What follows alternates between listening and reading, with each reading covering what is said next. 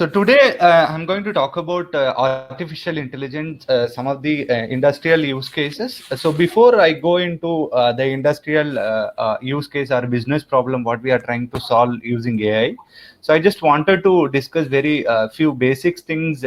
When you have some business problem, what are the the pipeline has to be followed, what are the technique has to be chosen, and what are the benchmarking has to be performed when you develop any machine learning or a deep learning models. So, and finally, I'll spend some of the real-time use cases which have worked in my current industry as well as my previous industry and my PhD experience. So before I go into detail of what is machine learning or a deep learning, so before machine learning, what was the traditional approaches? So, for example, when you consider these particular use cases where I wanted to perform human activity recognitions, right? So here we have images, the person is walking and then the person is running and the person is riding and cycle and the person is playing and golfing activity. So the traditional approaches is that what we do, we try to extract some rule are a patterns basically. So in this case, the rule what we are trying to say, it is a speed. Okay, so traditional approaches, we have to give two things. One is the data, and then we have to give the rule. Okay, so based on the rule, we write a several set of instructions or several set of if or a control statement where we need to check whether the speed is greater than certain conditions or a threshold, and then we say the person is walking, and then we say we write hundreds or thousand lines of code for the given rules, and then we classify the certain kind of activity. Okay, so the problem with these traditional approaches is that where we will not be able to extract the rule for all kind of activity. When you consider here the person is playing and golfing activity, right? So where I was not able to extract the rule or the speed at all. So how can I solve such a business problem? No, and also one more thing is that where we are going to work with the machine learning techniques, where we are going to feed several amount of data. From the data, machine starts extracting the unique numerical feature pattern, and then we feed that to the either the supervised or the unsupervised machine learning technique. So here also we are going to give two inputs. One is a image and other one is a label. But here the thing is that given a rule, the machine is trying to classify the what category of the person is walking or running. But here we will be giving input and output. Output in the sense the label, whether the person is walking, and the image is an the pixel value of 2D array. And what happens here, the patterns or the rules are derived by the machines. Okay, so what we do, we feed the several amount of sample data for the same activity. Okay, so in this case the person is walking, I'm feeding around 1000 data. Similarly, for all the classes, I'm trying to feed the n number of sample data, and then by providing n number of sample data, machine starts extracting this numerical pattern. So here these are the numerical patterns, are unique numerical feature pattern where the machine is trying to extract all these features. But what happens in the traditional approaches, these features are extracted by the human being. So basically we go with the undefined rules. Okay, which means the user is trying to define what is the rule. But in case of here, we are not defining any features or the rule. So we are asking machines to extract all these unique numerical feature pattern. So this will be very efficient when compared to the traditional approaches. So where we are not able to classify the certain kind of activity, but we are able to solve those business problems with the, especially with the machine learning and deep learning. Okay. So some of the example with respect to machine learning, the day-to-day examples, when you most of us using Gmail accounts, right? So what it does basically, there are categorization of email like social or general, or whether the given mail is spam or not. So how does it work? Basically, we receive email contents, and then earlier I have the trained model for the email classifications. So I'll be having the word count for the spam and the not spam category. If it is a spam category, there will be an offer. The keyword which will be present in your message or the sentence will be the offer, or some kind of keywords which will distinguish between the the spam and the not spam. For example, if it is a social media messages where the content will be the Twitter or a Facebook or a LinkedIn, if those keywords which are occurred in your email boxes, then we'll mission is trying to classify. Basically, we go with the word count, count vectorization, and then we classify based on the word count basically. And the other example is that the one with the handwritten digits. So basically, there are 10 classes which are ranges between 0 to 9.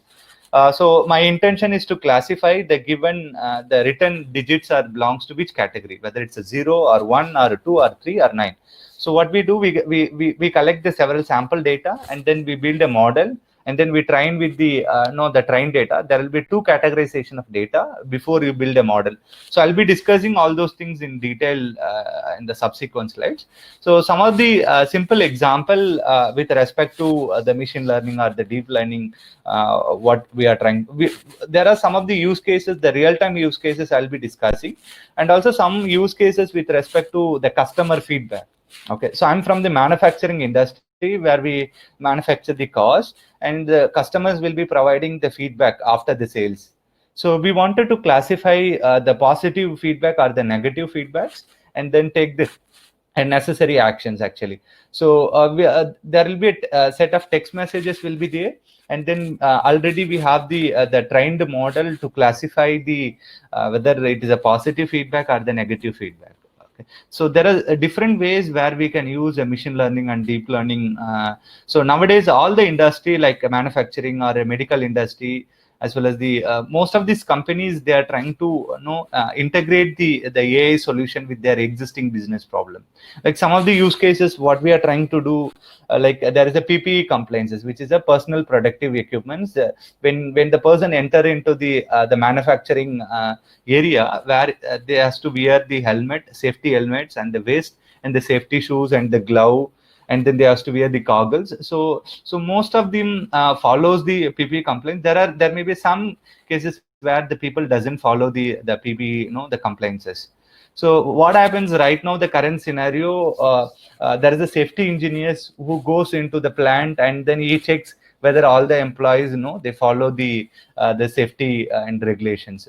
So there are some incidents or the causes are happening due to the proper, without the proper regulations of the safety and the regulations. So we are trying to automate with the video analytics, where there are existing cameras are available inside our plant, and we are trying to use the deep learning models from the the IP camera feed, and then we are trying to identify the people who doesn't follow the safety and regulations. Okay, so there are other use cases I'll be discussing subsequent slides. Okay, so now for example, how we can make a machine to understand some object, because as a human being, we have by looking at several samples already, we have the knowledge representation of distinguish between the persons and the movable object or non-movable object, right? So but how does the machine can understand if I give some data, how does it can distinguish between, for example, in this case, where I have two objects. So one is an apple and fruits, and other one is an iPhone, right? So my eyes looks at the particular object, and it captures the color and the texture and the shape features, and then I categorize what category it belongs to, right? Similarly here, we have a iPhone, and then the shape and the color. So we are trying to describe some of the features, and then my so basically what AI does, we are trying to mimic our human brain as a machines. So for example, in this case, when you look at here, I have two images. Okay, so in this case, when we represent the images to the machine, there is a 2D array with n number of pixels in the rows and columns. Okay, so basically the image representation to the machine will be the 2D array, which will have the n number of pixels in the rows and column. So these are the intensity value, which ranges between 0 to 255. Okay, so 0 represent the black, and the 255 represent the white pixels.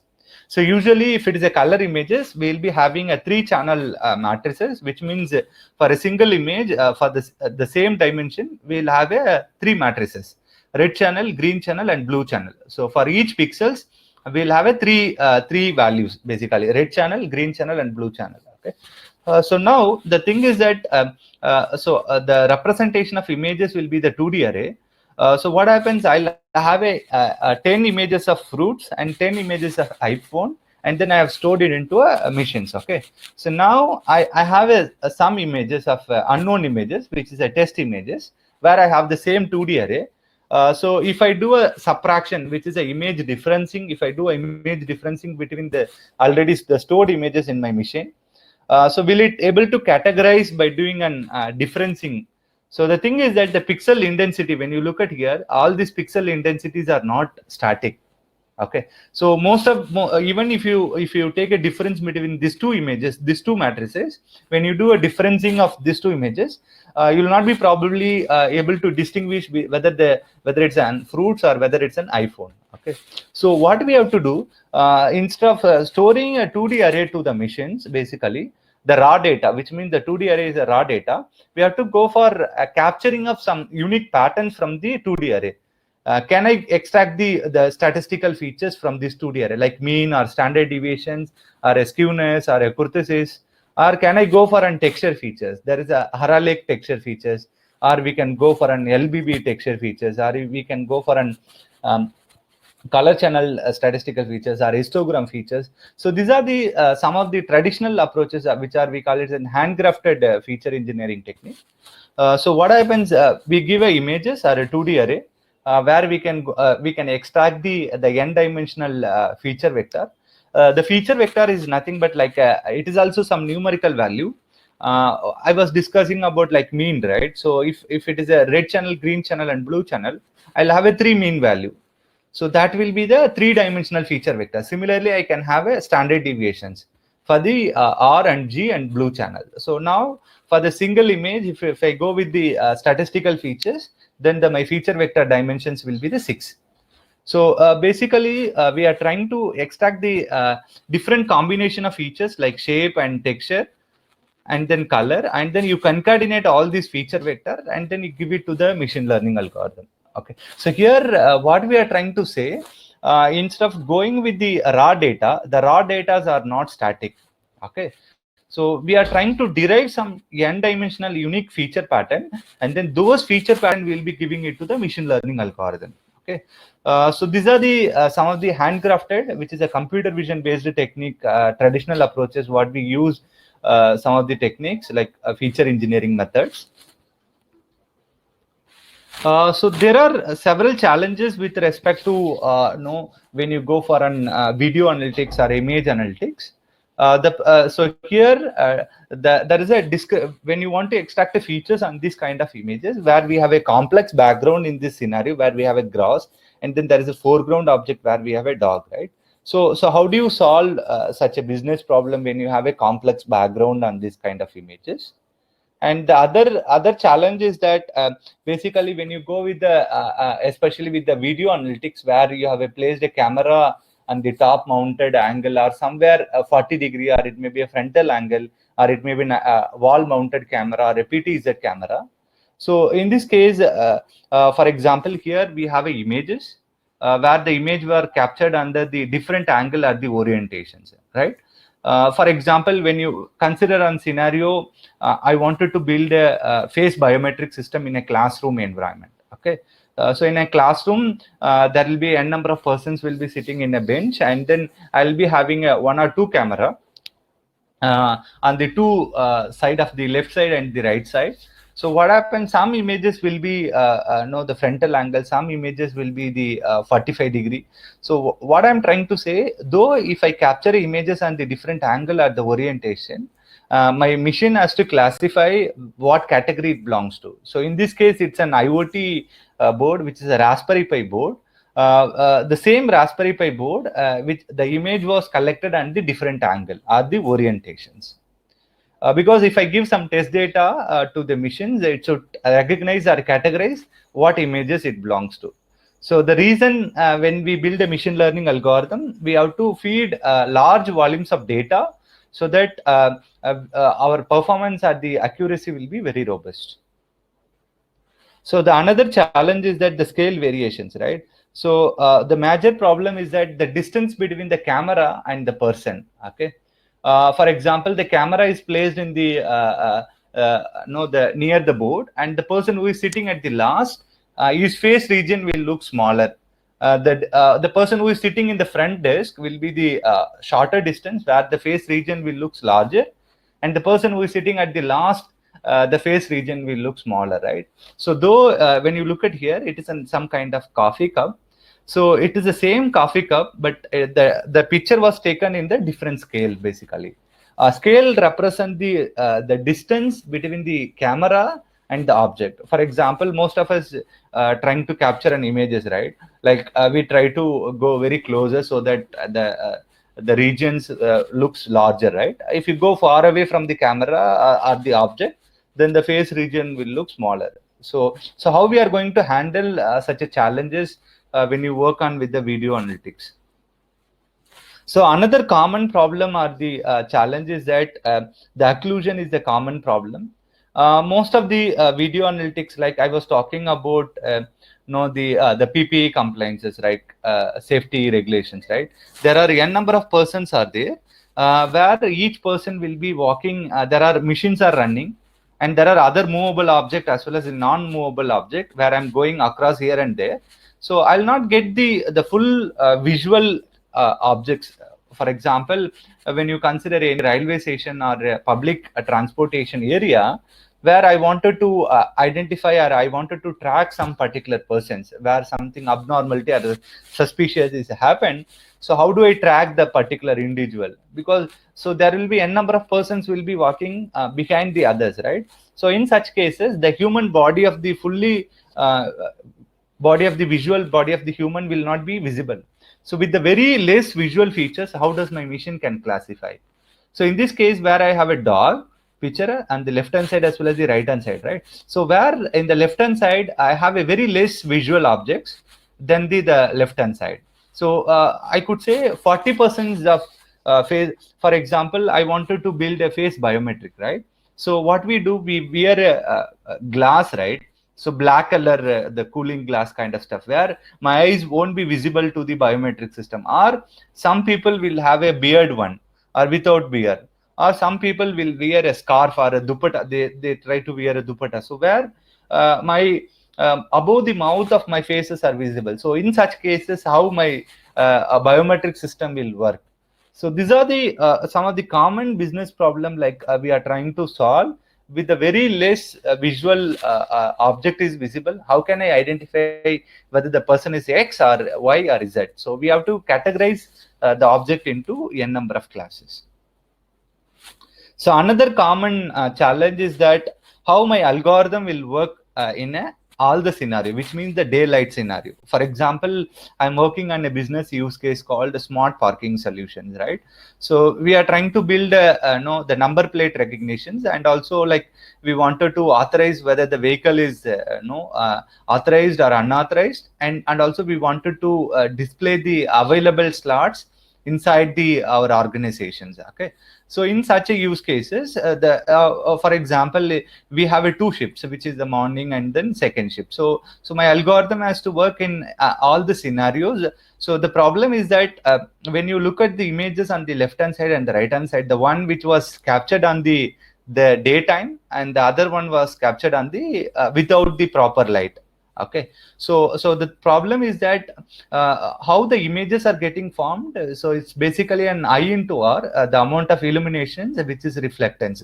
So basically the thing is that the one which has the left hand side was taken in the proper lighting conditions, and the one on the right hand side which was captured on the dark lighting conditions without proper lighting. Okay, so we need to solve, though my images are captured on the different environment or the different locations or a different maybe a night scenario or maybe a daytime. So it should recognize as a sun cup. Okay, so my algorithm should not misclassify into some other category. Okay, so when we build such a kind of machine learning model, we should consider collecting our training data in different illumination, occlusions, and the different scale, and then viewpoint, and also other more challenges with respect to the specific business use case. For example, I was talking about I wanted to build the age estimations, right? So if I wanted to build a age estimations, then I should collect a data in a different age perspective. And also it should work in different emotions also, whether the person is happy or whether the person is angry. So you should collect in a different emotions as well. So the number of challenges may vary with respect to different business use case. And also the other common challenge is that with respect to the camera quality, or we call it it's a resolution basically. So whether you have a high quality camera or HD camera. So now we are going with the basically the 5 MB IP camera, where the qualities are very good actually. So we moved from HD to now actually we have a 5 MB, from 2 MB to 5 MB cameras. So now the cameras are very available for the cheaper price. So we can build a video analytics use case instead of capturing the video and then analyzing on the offline by the persons. We can automate some of the video analytics process basically by the missions.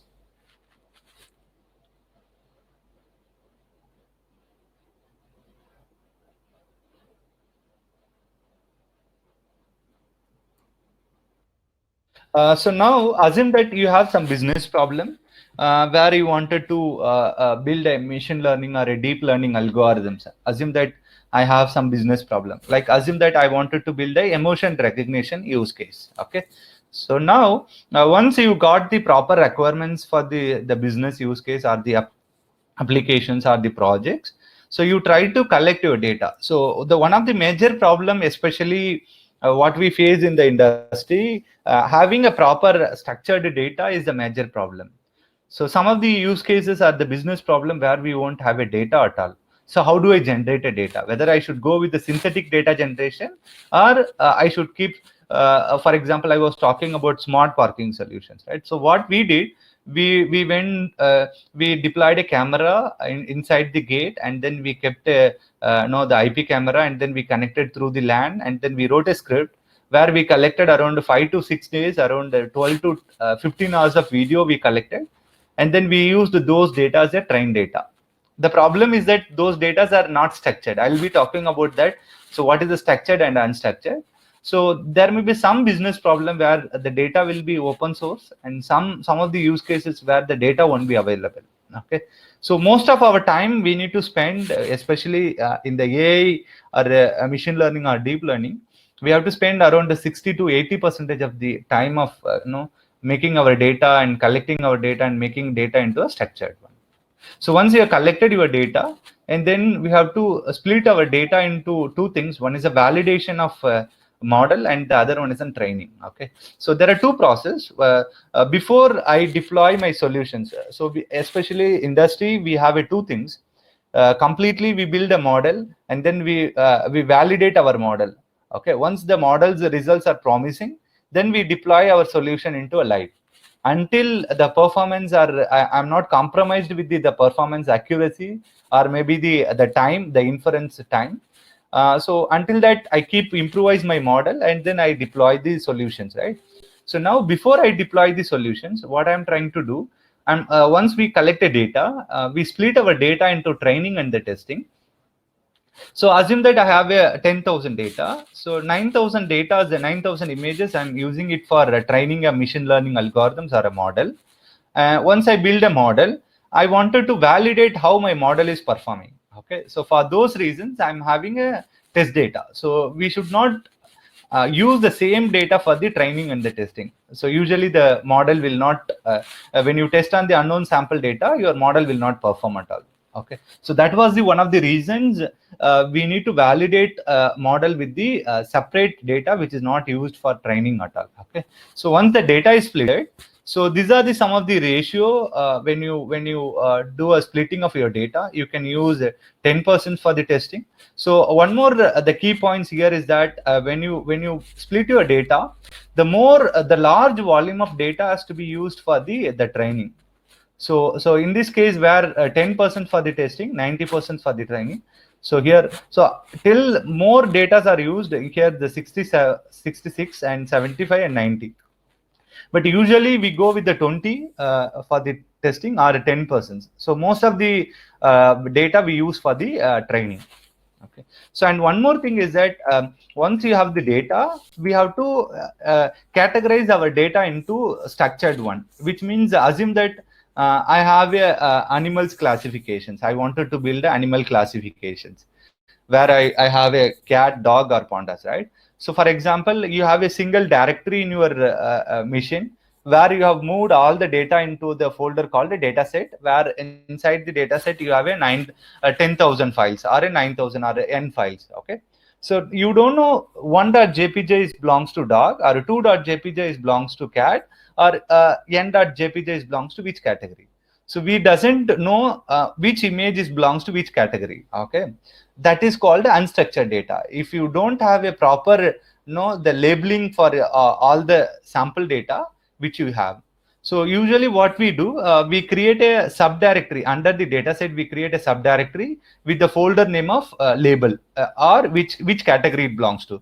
For example, in my case, I have a cat, dog, and pandas.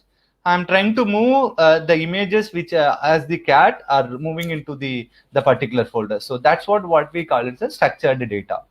So earlier, what we did, all the files are dumped into a single folder. So instead of that, we create a subdirectory and then manually we categorize all the sample data. Okay. For the training data, user has to provide both input and output variable.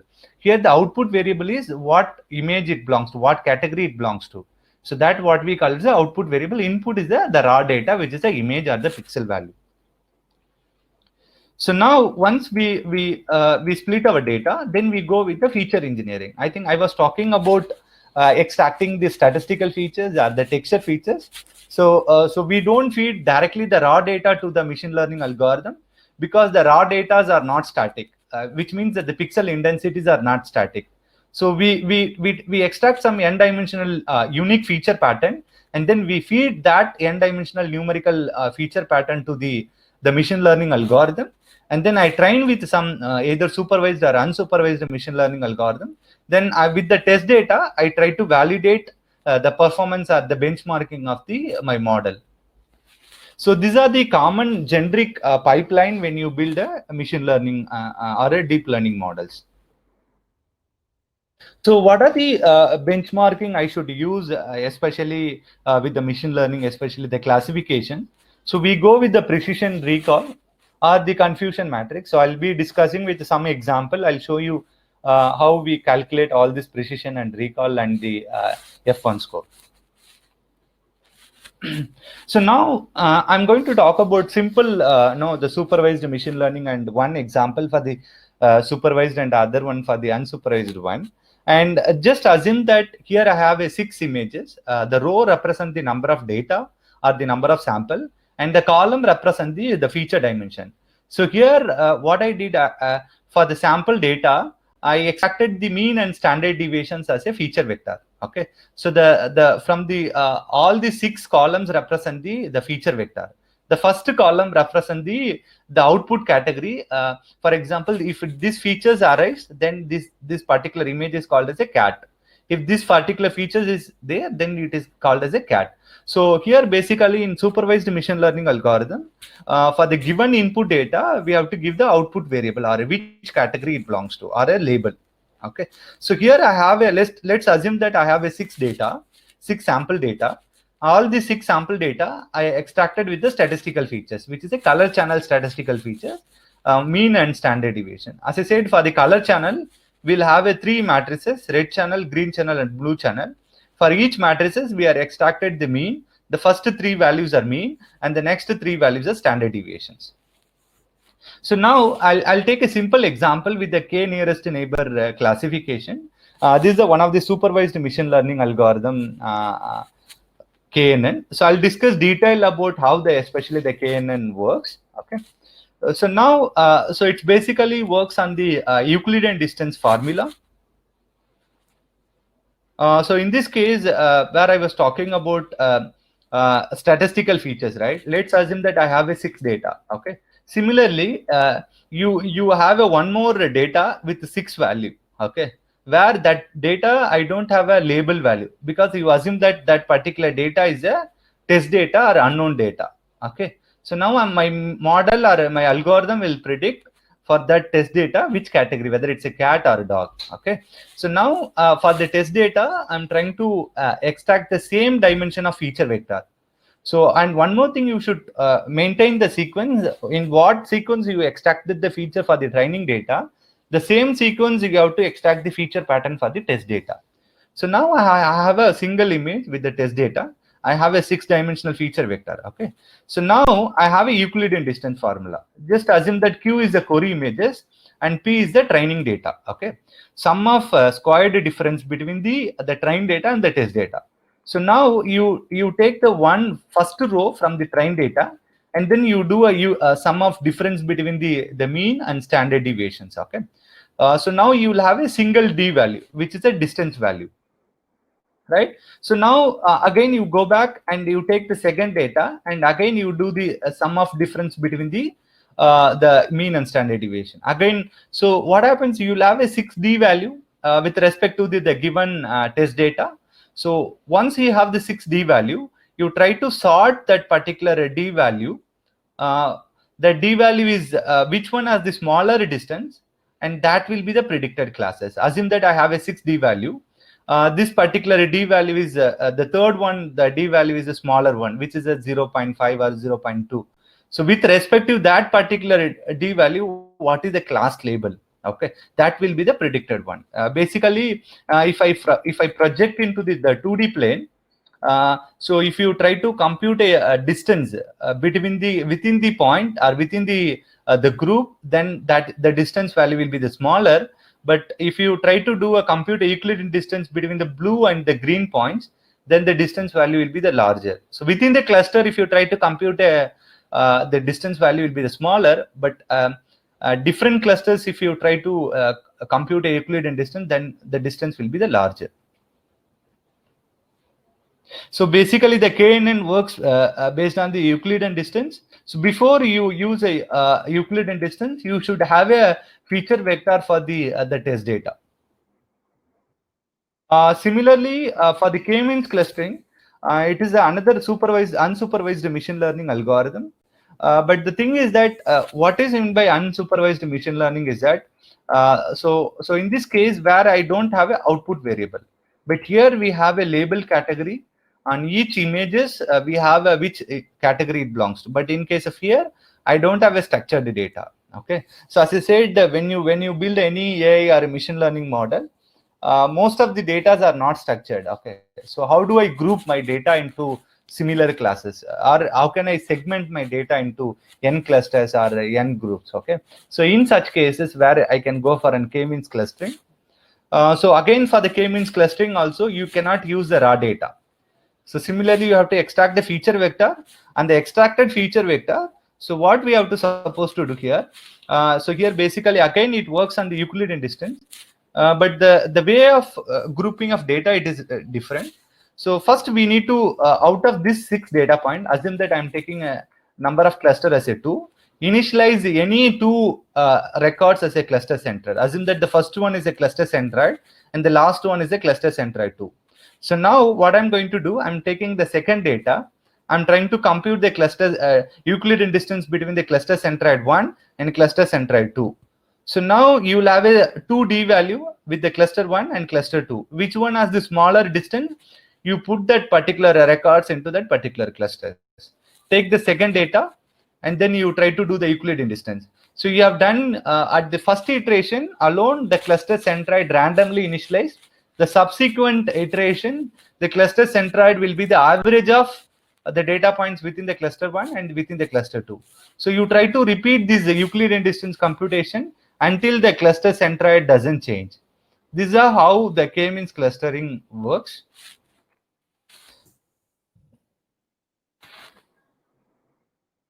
So I was talking about basically the precision and recall. I think so. How do I benchmark my model, especially with the machine learning or a deep learning? So assume that I wanted to build a bird classifications. So in this case, my intention is a binary classification, whether the given image is bird or not. Okay. So basically here there is a column 1 and the row 1. So here the column ones are machine predicted value, and the row ones are actual value. We say it is a ground truth value. So for the given image, I'm giving it is a bird. My machine is also saying it is a bird. So both the images are same. my given model predicted also saying, my machine also saying it's a bird, and the ground truth human also saying it is a bird. So which is a 598 samples are the predicted and the actual values are same. That we call it a true positive. Okay. So and the true negative in the sense the given images are also not bird, and my machine is also predicting as a not bird. So which are 8,908 samples. So there may be some false positive. Actually, it is not a bird, but my machine is saying a bird. Okay. So there may be for example, when the person is wearing a t-shirt, there may be a head shape which is present inside the t-shirt. Then it will detect as a face. Or there may be some wallpaper or kind of stuff which will be present in a wall. There may be possibility it will say as a face. So in such cases, that will be called as a false positive. But it's actually not a face, but machine is saying there is a face region which is present in that particular frame. Okay. And there is a false negative. My machine is saying it is a not bird, but actually it is a bird. So which are around the 402 samples. Okay. So with these basically these matrices, we call it a confusion matrix. So with this particular matrix where we can form a precision and recall, accuracy where you can sum up the diagonal value, which is a true positive plus true negative, divided by the number of sample where you can get the accuracy. So these are the some of the benchmarking, especially with the the classification point of view. So directly I'll move on to the business use cases. So till now, whatever I discussed about, it is an image analytics. So what happens if I have a text data, or if I want to build a sentiment classifications or a email classifications? How do I do that? Okay. So I was talking about the spam and ham classifications. Okay. So whether the given message is ham or spam. Okay. So now, so I have a vector, count vector. The column will be the number of unique words which are present in the whole training data set. And that particular training data set, I'm trying to distinguish between the ham and spam. If you look at the ham messages, the most number of keywords which are occurring in the sentences will be the lot of love. But when you look at the spam messages, the number of words which occurred in your sentences, which is a offer. If more words are occurred in your text messages with the offer keyword, then we categorize as a spam. So this count vector has to be formed before we build a machine learning algorithm. So this is the one of the particularly the feature vector for the text analytics. Similarly, for the speech or audio also, we have to make a vector representation, like how we did for the statistical feature vector for the images or a shape or a texture. Similarly, we have to extract the text feature vectors representation. Then we have to build a machine learning model. See, everything, the machine learning models are remain same, but only thing is that the extraction of features vector representation is different. So we have to convert all these text messages or audio or video or image, everything into one numerical representation, and then we have to feed that particular data into the machine learning model. So I'll try to show some of the example demo. Probably then I can we can spend some time for the QA.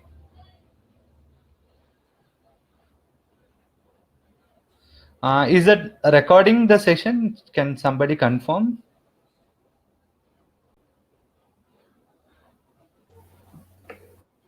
Excuse me, sir. Are you recording the session? No, sir. Okay, thank you.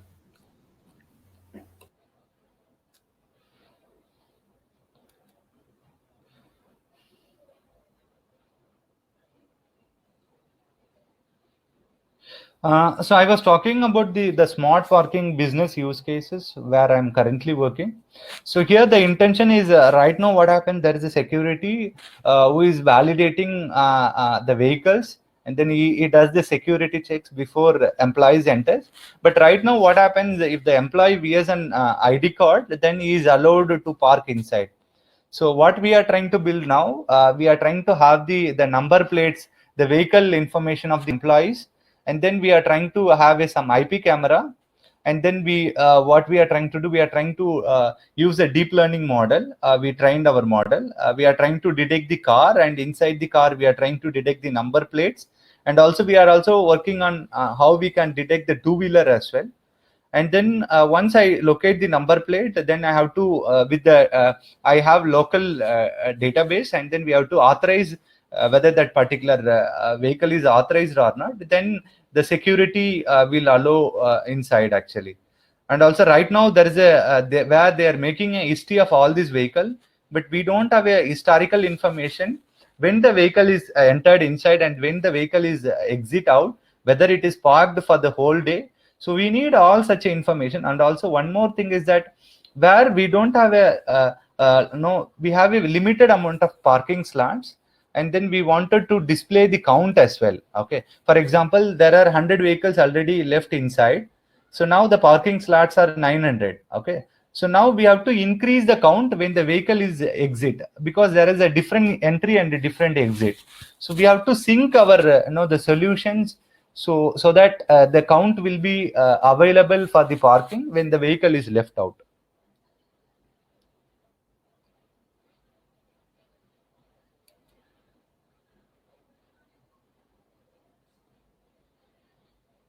Another thing is that here the one which I'm playing here, where we are also trying to identify the character inside the number plates. The problem is that the font size and the font style, and so there are different constraints. Especially identifying the number plates and the cars are very easy, and identifying what characters inside the number plates are very challenging for us, because some are with the smaller font size and the style, and some are adding with the logo. So there are different challenges where we are facing. So we trained our deep learning models to identify all these characters, and also we used some of the concepts to validate how it should follow with the two characters and the 2 digits number, and then again number without digits, or with two characters are 1 characters and followed by 4 digits. So it's basically, we call it some regex concepts. So once you extract the characters, we validate whether it is in the particular formats or not.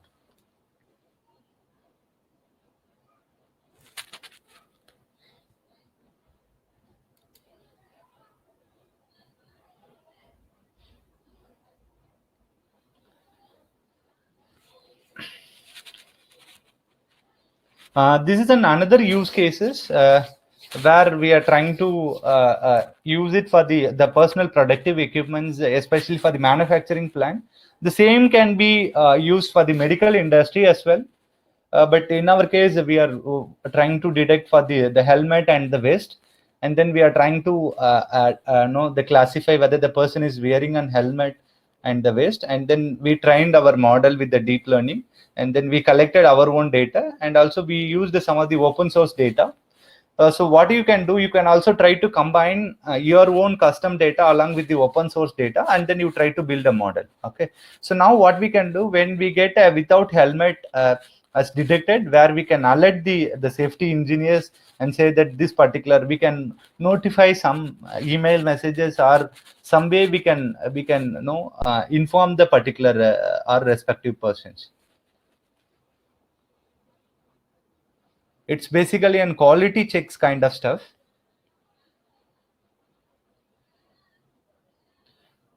Basically, we wanted to identify the assume that in a manufacturing lane, there are steps called quality checks. Okay, they have a set of checklists. Right now, it is done by the human being, where he has the checklist in. He's tried to tick alloy wheel, normal wheel, mirror, and the fog lamp, headlamp. So all these checks are done by the human being. There are some issues or the mistakes that happen. So we are trying to use a computer vision and a deep learning technology to detect the parts on the foreside of the car, and then we try to for each car there is a VIN number will be there, and with that VIN number I'll have the history what parts has to be present, whether it's a low end model or a high end model.